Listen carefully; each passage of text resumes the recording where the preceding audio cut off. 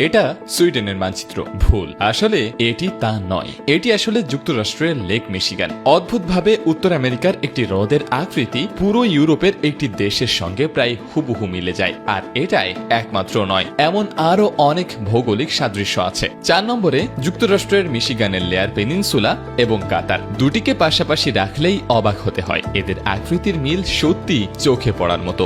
একটি চারদিকে ঘেরা গ্রেট লেকসের পানিতে আর অন্যটি পারস্য উপসাগরের তীরে, তবুও তাদের বাইরের অবয়ব অবিশ্বাস্যভাবে একই রকম। নাম্বার 3, ওয়েস্ট ভার্জিনিয়া এবং আফগানিস্তান। পৃথিবীর দুই প্রান্তে থাকা সত্ত্বেও তাদের বাইরের আকৃতি আশ্চর্যজনকভাবে একরকম। নাম্বার 2, লিয়েস প্রদেশ এবং বেলজিয়াম। প্রদেশটির আকার একটু বড় করে কল্পনা করলেই এটি যেন পুরো বেলজিয়ামেরই একটি ক্ষুদ্র সংস্করণ হয়ে যায়। আর 1 নম্বরে বাগলুং জেলা এবং নেপাল। এটি প্রায় বিশ্বাসই করা কঠিন, একটি মাত্র জেলা পুরো নেপালের আকৃতিকে এতটাই নিখুঁতভাবে অনুসরণ করেছে যেন নেপাল নিজেকেই ছোট করে কপি পেস্ট করেছে।